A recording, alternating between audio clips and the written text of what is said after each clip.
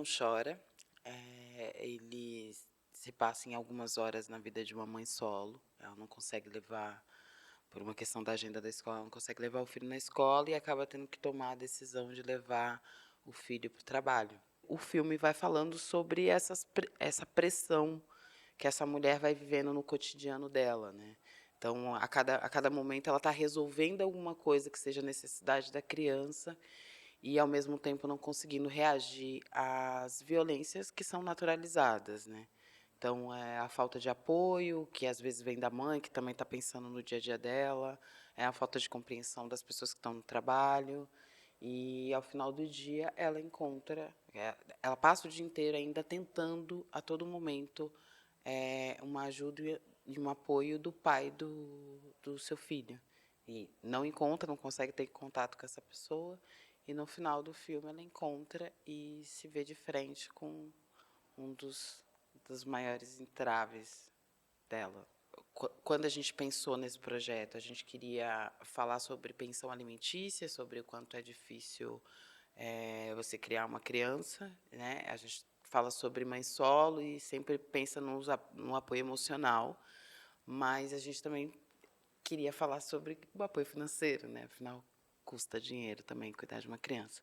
Mas ao longo desse projeto, que está 3 anos, vai fazer, né? Vai fazer 3 anos de projeto, a gente foi trabalhando o texto e o roteiro, e aí a gente foi entendendo o quanto esse emocional é o mais difícil, de fato, sabe? A gente conversou muito sobre como, num primeiro momento até, como trazer essa mulher que até desesperadamente luta para não ser vista somente como mãe, né? E como a gente conseguia trazer de forma sutil, mas violenta, essas violências cotidianas, né? Como a gente conseguia trazer essa sobreposição. É mais a gente fala, né?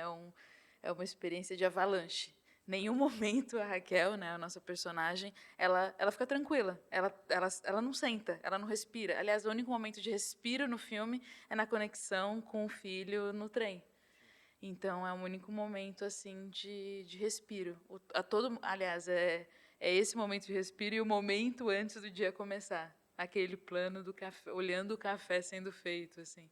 Se a gente sempre pensou como o filme como público-alvo as mães solos, a gente está falando de um Brasil onde é feito de mães solos, né? Boa Aliás, a parte. gente até estava trabalhando com um dado de um quarto, né? Mas na verdade 40% das famílias são chefiadas por mãe solo.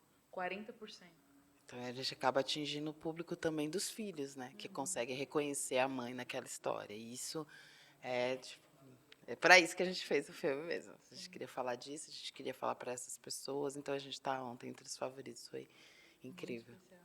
Muito especial. A gente estava retumbante de felicidade, né? E no começo, a gente chegou a conversar, assim, justamente porque a gente estava falando sobre essa urgência, esse desespero, a gente partiu de um conceito da câmera na mão. A gente partiu desse lugar. Só que, ao contrário disso, a gente chegou no momento conversando com a Flora, que é a fotógrafa do filme, a gente percebeu como o que a gente gostaria de passar fazia muito mais sentido com essa câmera parada e essa simultaneidade de eventos e esse corpo dessa mulher que a todo momento precisa se sente pressionado por todos os lados e precisa encontrar um ponto de fuga e não encontra. A Raquel, ela é um corpo, mas que na verdade é essa história desses 40% de mães solos do Brasil, assim. Então, aliás, mais do que isso, né? O mundo é um mundo de mães solos, né? É um mundo em que, justamente como você tem o machismo como estruturante, um machismo como parte fundamental, que inclusive é o responsável, às vezes, por todo esse trabalho improdutivo não pago, do trabalho doméstico, que recai sobre as mulheres, e que o cuidado dos filhos e dos mais velhos até estão dentro desse conceito, eu acho muito forte quando a gente assume que é um filme. O filme foi feito com edital, né? A gente só conseguiu fazer o filme porque era um dinheiro público que a gente fez juntos por causa disso. Mas assim, ainda assim, vale dizer, sobre quão fundamentais são os editais para democratizar o acesso, mas que também os editais consigam dar mais dinheiro para os realizadores, né? Porque era um edital de um valor mais baixo do que geralmente se trabalha. Então, a gente teve que adaptar a partir disso, né? Sim.